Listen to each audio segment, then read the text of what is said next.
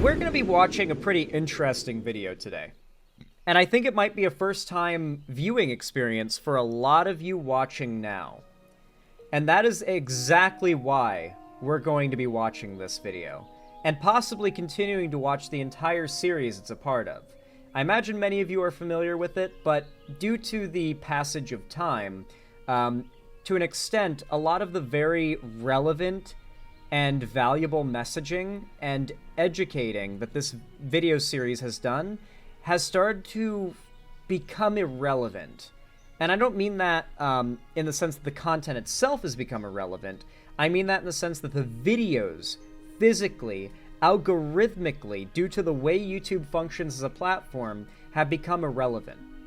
Back when these videos first came out, they sweeped across the algorithm and had a massive impact.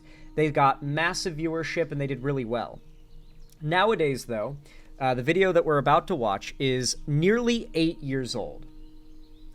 And because of that, unless you've already watched it or your content interests are really close to this, you are unlikely to get it recommended to you. And due to that, I mean, you can go check the Social Blade. This series has not, or at least the earlier episodes in the series, I should clarify, have not gotten a lot of attention lately. And I think that's a tragedy because there's very few creators, I think, have done such a succinct and well presenting job of explaining the way that the far right functions in modern day as Innuendo Studios in his alt-right playbook series.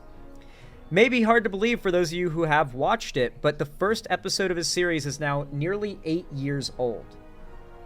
Now, I get it recommended to me from time to time, this series, but I have a feeling that there's not a lot of new people stumbling upon it these days, which I think is a tragedy. One of the best ways to counter that, though, to maybe allow these videos a second breath of algorithmic relevance in life, is to bring in a new wave of out-of-nowhere viewership that had nothing to do with YouTube's recommendations. It would cause a big spike in its algorithm hour by hour, and it would likely get a lot more impressions and help it to be a little more relevant in modern politics, on modern YouTube, I should actually clarify. Now, I don't know if Innuendo Studios is the kind of creator that is super anti any form of React content. If he ends up seeing this, I just want to say, love your stuff.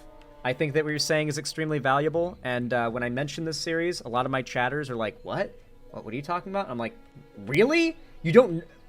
What? You don't know about alt-right playbook? You need to see this. This is, like, required homework. So my goal here is to get new people, new progressive viewers who've only gotten into politics in recent years, who aren't aware of, like, this classic series and its classic starter episodes, aware of it, and to get them watching it.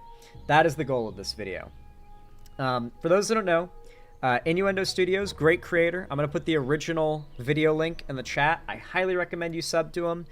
He makes some great content. I don't agree with everything he says politically, like on Twitter and everything. I think I've disagreed with him once or twice, so I'm not saying I endorse every single take he's ever had or anything. But insofar as the alt-right playbook series, it's real good stuff.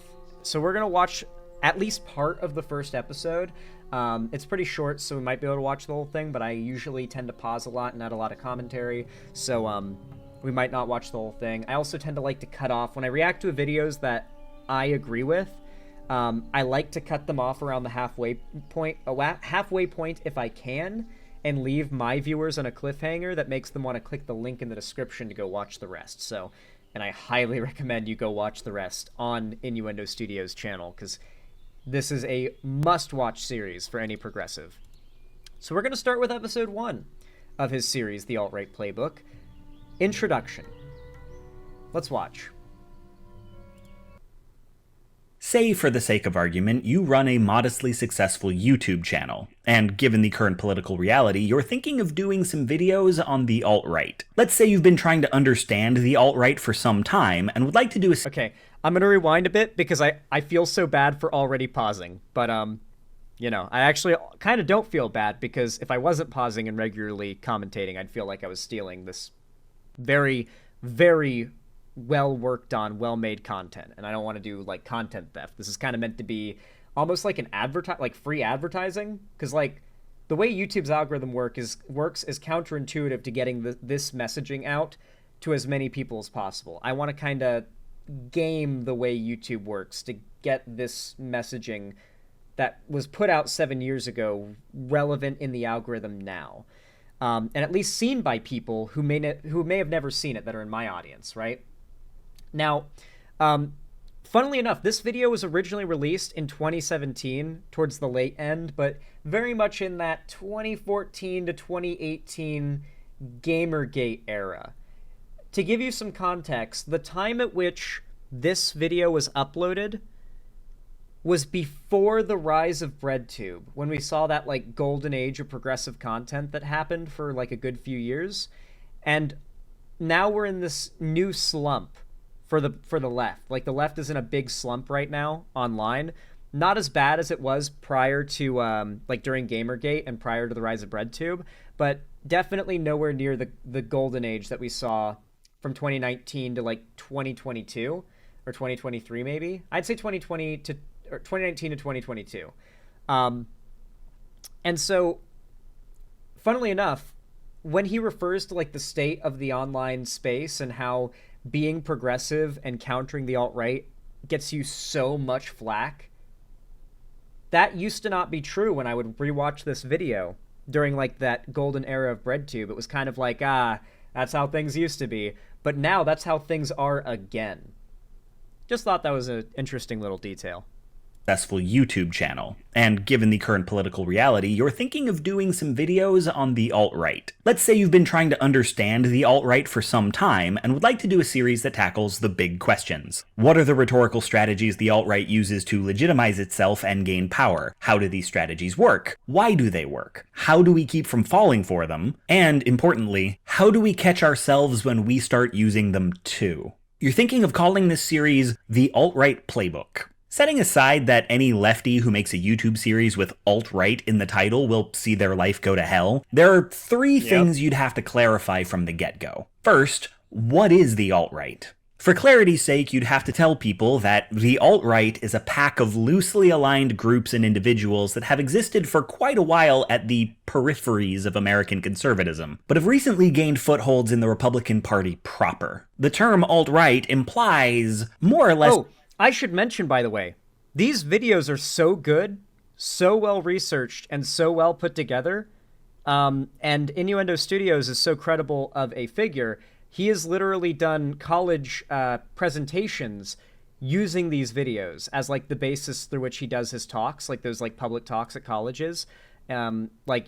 He's got, this is some good shit, guys. You need to be watching this. That's what you think it would, positioning themselves as the young, edgy Nirvana to the antiquated motley crew of 70s and 80s conservatism. They seek to replace and critique the likes of Barry Goldwater and Ronald Reagan for being, let's not mince words here, not reactionary enough. The alt-right, the people who adopt the label and those who just parrot their talking points, has high overlap with white supremacist think tank the National Policy Institute, Stormfront and the Ku Klux Klan, Breitbart News and various sections of 4chan, 8chan, and Reddit, sections of the asshole atheist community, anti-feminist YouTube, pickup artists and rape apologists, the not all men, all lives matter and Gamergate crowds, and basically anyone who uses the terms social justice warrior or virtue signaling such a blast to the past of like old political culture war.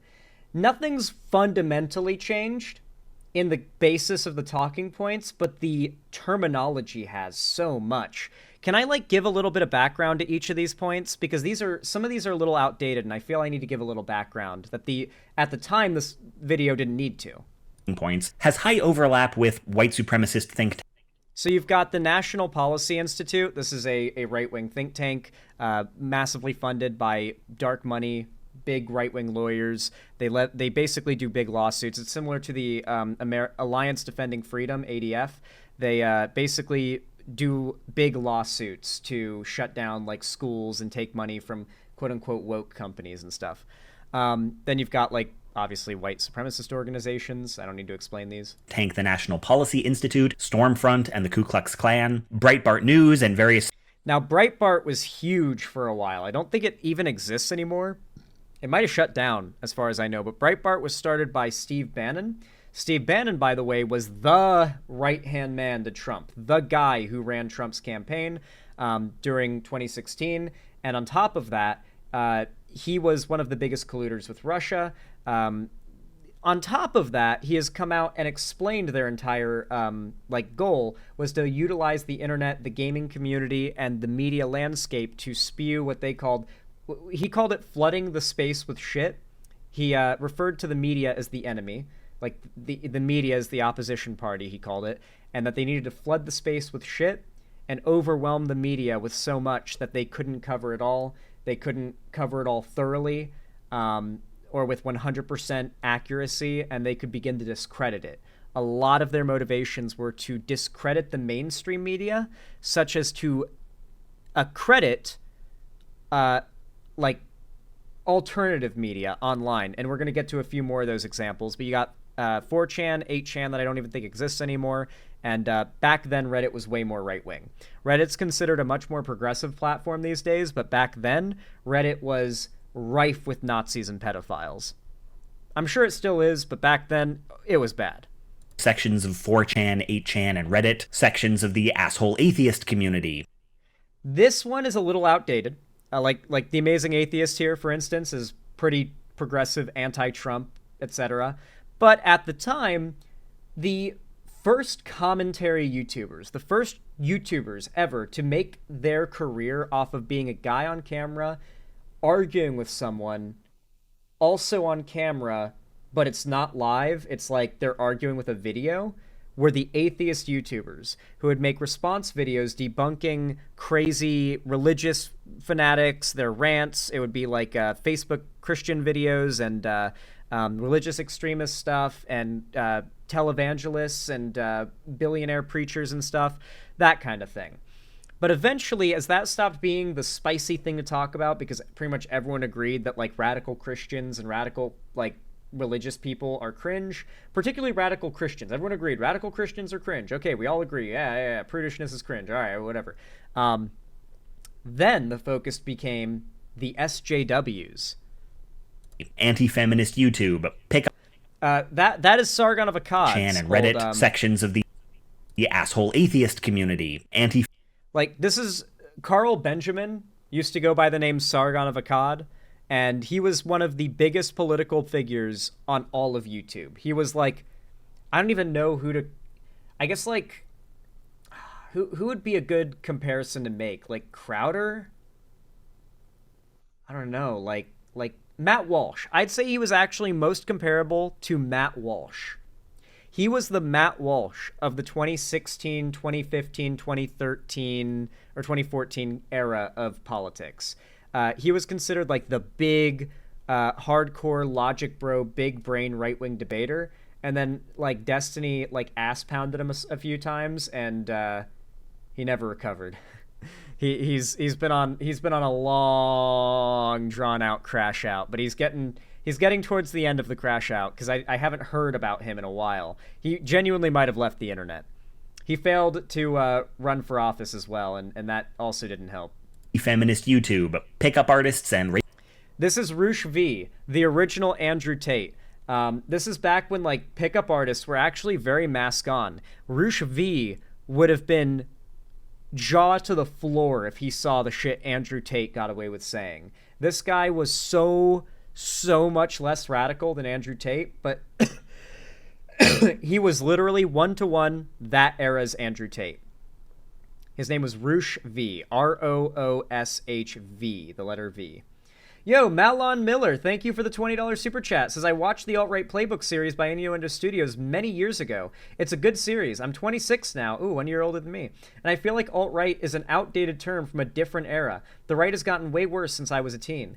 That is true. It's an outdated term, but this series is not outdated, and its messaging and how it constructs or how it explains the right's way of engaging, the way they think, the way they try to gaslight you, etc., etc.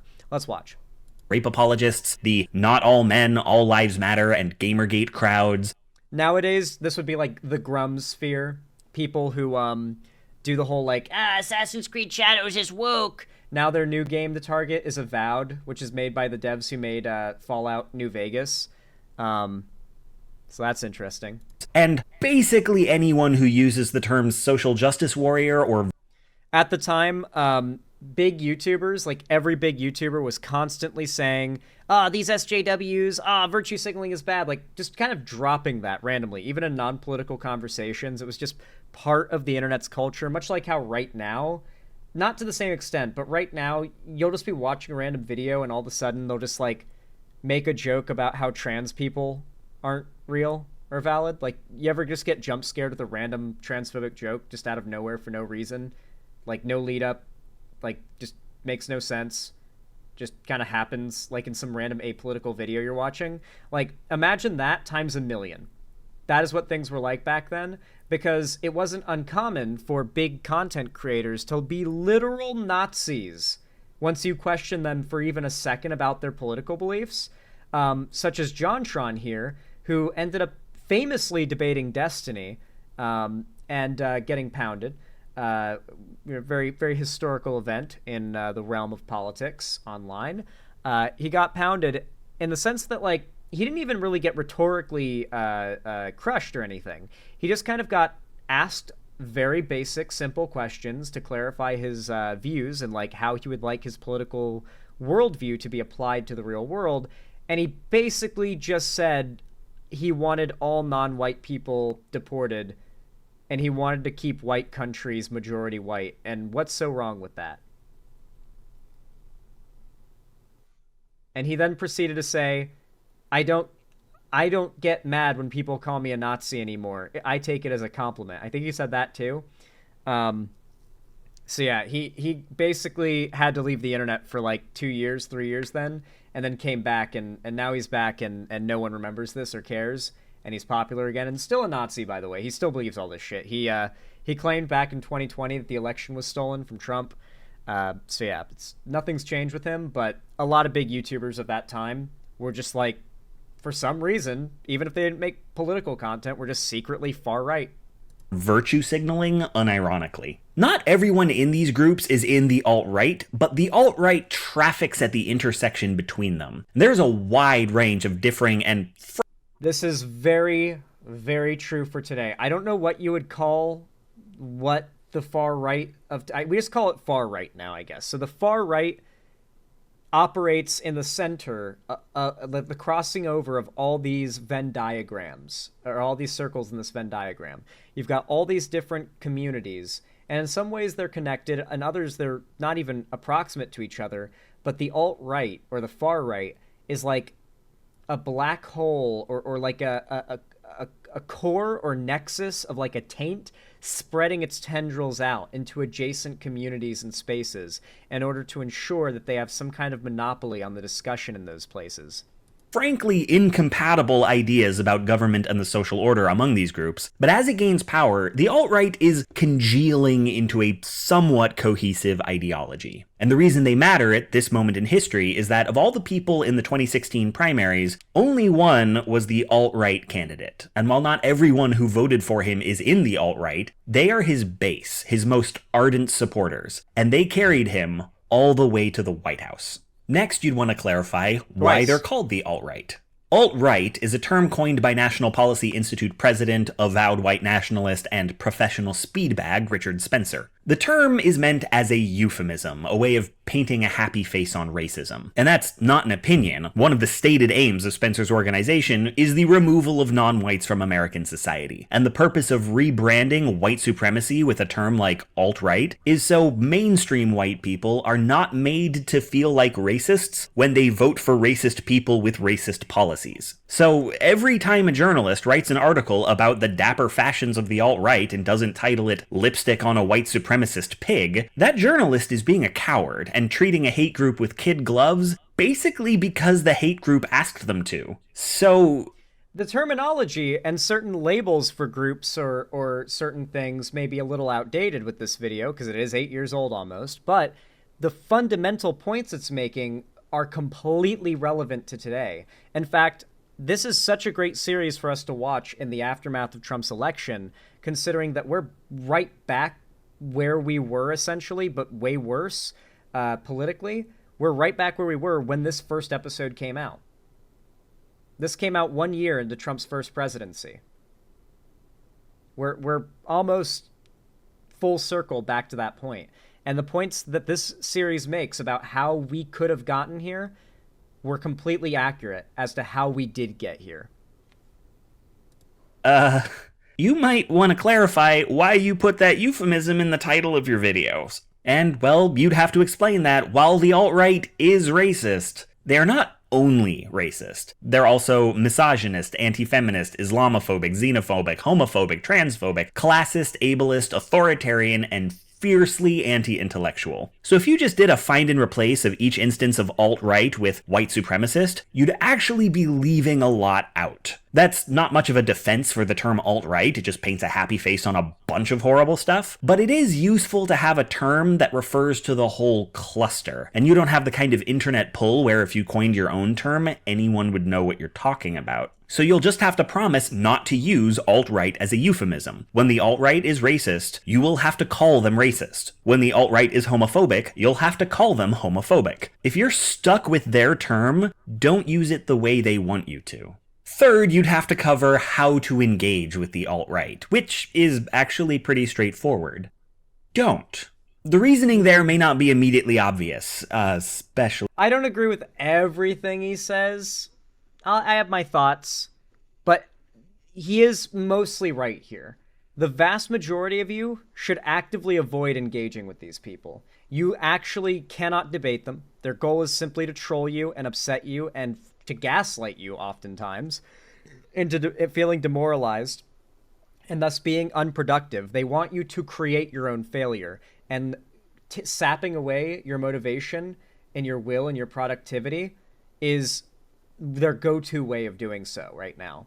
The vast majority of you, unless you plan to become like an epic debate bro content creator or like a response guy on YouTube or on TikTok or something, actively like making a career or a platform out of calling out their bullshit, don't bother.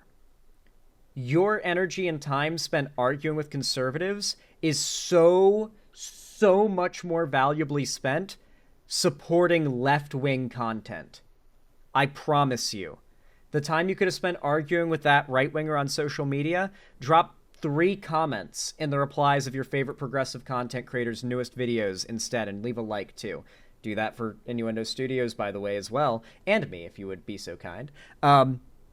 It is so much more of a productive spending of your time. You will not feel like shit. You won't have gotten trolled. You won't have produced jack-off material for that conservative to nut to later. Because, I got that lefty so good, he's so mad. You know, it's why whenever you reply, like, conservative will say something wrong. You'll reply with a well-reasoned argument, sometimes even with a link to substantiate your argument. They'll reply with a GIF of a dude, like, doing a smug laugh, and it'll say, I bet I got under your skin, didn't I? And then you'll reply insulting them because they, like, started the insult fight. They're no longer arguing about a topic. They're, like, jabbing at you. So you'll insult them, and then they'll reply, wow, you can't even make any arguments. You're just hurling insults now, pretending as if you didn't completely debunk them in the first reply. That is 99% of the interactions I see you guys, progressives, having with conservatives these days on Twitter. Frankly, anyone on Twitter now, because it's all conservatives. Stop wasting your time. Spend that time instead boosting and supporting progressive content such that we can reach a number of people so large that the culture begins to shift. If you say once devoted an entire video to the importance of talking to anti-feminist hate mobs. So you'll have to explain. You have since then learned how... You can mock them, but don't directly engage with them. It's a waste of your time and energy, I promise you. You'll do nothing to change them. You are only wasting time that can be spent more productively, not wasted getting trolled, instead boosting your movement and your messaging. How such debates with the far right often go, thanks to conversations with people who have more lived experience than you. If some guy on Twitter shoots his mouth off about how, for instance, only precious snowflakes would care about how many black women are getting roles in Hollywood, maybe you push back on that. Maybe the conversation gets heated. Maybe you debunk his arguments, make your points, and he walks away in a huff. For you, the interaction is over. But for folks on the... That is not how it goes anymore, by the way. The way I described is how things go now, because Elon owns Twitter and they're the majority. They will ratio you. Your stuff is like, if you're progressive, even if you're paying for Twitter, you're probably shadow banned. Um, so not 100% accurate today, but still. Far right, it often isn't. The far right keeps mental lists of people who represent the things they're mad about. The symbol of the liberal media, the symbol of video game feminism, the symbol of trans activism. FYI, these are usually women and people of color. And these people aren't people to them. They're just icons for a thing. And the way they express anger about those things is to attack those people. So while you leave the argument and have a lie down, eat a sandwich, feel better, he maybe vents his frustration by hacking the email of whomever represents black women in Hollywood this week. This doesn't happen every time, or even most times, but it happens reliably enough that anytime you try and debate with a reactionary, you are gambling with someone else's safety. The purpose of debating these people is not to change their minds. That's also a good point. When you guys argue with these people and you're not like getting paid to do it, frankly, you're wasting your time, and you're frankly fueling their desire to fuck with more progressives and more minorities online, because you've given them, like, it's like feeding an alligator, and they now associate you with food. And they're gonna go like attack some minorities and progressives and trans people and stuff because they want to go get more attention. They're attention freaks. They love attention, and negative attention is their favorite. But to stem the flow of lies and bad rhetoric, the alt-right is always recruiting, always trying to expand its audience. And there are ways to reach their intended audience without engaging them directly. It's not only safer, it's often more effective to cut out the middleman, speak past them, not to them. If your purpose is to actually change the mind of a reactionary, well, doing that right is tricky, and doing it wrong can have serious consequences. So until you know for sure how to change the mind of a reactionary without fucking somebody else's life up, do not engage. Once you've got those 3 bits cleared up, the rest of your announcement is just housekeeping. Because there are a whole lot of topics to discuss, you'll want to keep the videos short and to the point, and you'll have to alternate them with videos in your more usual wheelhouse, or else after a few months of nothing but this, videos would just be 5-minute blocks of sustained screaming. You'll try to release them in batches when the subjects interlock, but you'll also try not to make any promises about your schedule. And you'll have to clarify that anything you say, no matter how insightful or well-researched, is ultimately your opinion, and invite people to expand or push back on your ideas, provided they can do so civilly. And you'll have to be clear that if people are coming to you for solutions, you do not, as of now, have any. You're not at solutions yet. Maybe you will be by the end of this, but for now... The point of this series, I think, and what makes it so valuable is this. It's that it's analysis of the situation. He is just breaking... So much of this political landscape moves so fast, and so much of navigating it is a lot like cave diving. You're just kind of feeling around and just making your way through, right? And you don't really dedicate all that much brain power at this point to even bothering to map it all out, because at this point it's just a matter of getting ahead, just pushing forward. That's really the best analogy I can make. And what this series is so nice for is that it's like the scientist going in to map the cave afterward, you know? We're getting to see just a very, I think, mostly objective analysis of the landscape of politics at that time, the ways in which it's changed to today, which is where I can bring a lot of my commentary and my, future input, I guess. But also the way that it still applies to what's going on today, and the way it almost tells the story of how we got here. And the fact that because it leaves things open-ended without really offering a solution, we as the viewers, and, me as the commentator, I get to come in and be like, here's what I think the solution is. And fundamentally, so much of this comes around to messaging, and he seems to agree here. Talk past the far-right demagogues and to their audiences. Try to put out content that their audiences will see, that will counter their preconceived notions about the left and what it stands for, and will reach them with, hopefully, some level of appeal to logos, that they still have a desire to still be logical, maybe. Back then, conservatives loved to tout logic, and so a lot of their followers who didn't know better, they were logical. They wanted to be logical. And if you could give them a logical argument, they would change their minds. But they quickly realized that that's a flaw for them. It was a weakness that progressives could bring logical arguments to their followers and flip them over. So they started to enforce, more recently, they've begun hardcore enforcing anti-intellectualism, being as hardcore biased as possible, sticking to your beliefs no matter what evidence comes against you, and always attributing countering evidence to a conspiracy against what you believe, which is counter to any logical worldview or thinking. You can't logic someone out of that, and it's worrying because that's a fundamental difference from the right wing's rhetoric then and how it is today. Also, something is in my eye and I don't like it. All you know is, if you want to win, you have to understand why you've been losing. And if you want to defeat an enemy, you have to know how your enemy thinks. Yes. Then all that's left to say is, welcome to the alt-right playbook. Damn! Wow, that was really prescient today. Holy shit. It feels like this video is made to be watched today, you know what I mean? Wow. Hypers in chat if you had never seen the alt-right playbook series before this. Have I introduced anyone here live right now to this series? And if you watch this, comment down below if you watch this for the first time. I've seen it, but Werewolf Jester hadn't seen it. Ashroom hadn't seen it. Professional Autist hadn't seen it, says thank you for giving me something to binge watch. You hadn't seen it either, Rail Deprod? Winters had never seen it. The Block Awesome had never seen it. Isabel de la Rosa, Cries and Otaku, Cat, Perry Icefire. What would you guys think? I want this video to go up first because, like, let's say Innuendo Studios doesn't like me reacting to his stuff for some reason, because some YouTubers that make video essay type content can get a little finicky about that, no matter how transformative your actions can be. I understand. If he wants me to take the video down, I will. Hopefully he doesn't copyright strike me. But assuming he's fine with me covering these in this format, and kind of, I hope he, like, understands, like, why I see value in covering them.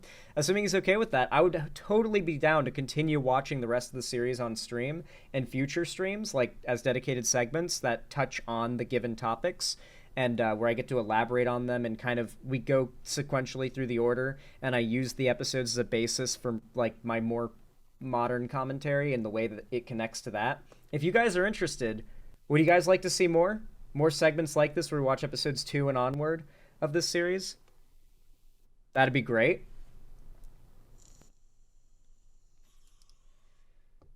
I'm curious how many of you guys would be down for that. If you think it'd be some good content, I'm down. That's a splendid idea. Reviews is a good segment. Yeah, totally. Hell yeah. I'm glad to hear you guys seem down for more stuff like this. Maybe we'll do another one tomorrow. Let's see how Innuendo Studios feels about me reacting to the first episode. Hopefully he doesn't mind. Anyway, with that said, if you enjoyed this segment, if you found it entertaining, educational, or in any way enjoyable, then please consider leaving a like, a sub, and a comment down below. It really does help a lot. The sub makes sure that YouTube tells you when I go live or upload a new video, and the comments and the likes ensure that YouTube pushes my stuff in the algorithm and keeps it relevant. And of course, if you want to see more from me on other platforms, you can follow my social medias linked down below in the description. And if you want to support me directly, financially, you can always do so by donating, subscribing, or gifting a sub on my website, xanderhall.com/live. Or you can support me through YouTube, Twitch, Streamlabs, Stream Elements, Patreon, or you can buy some merch through the Streamlabs link down below in the description. Regardless of how you support me, though, thank you so much. Please go watch the original Innuendo Studios video down below in the description of this video. And with all that said, regardless of how you support me, I hope you have a good one, and I hope to see you again.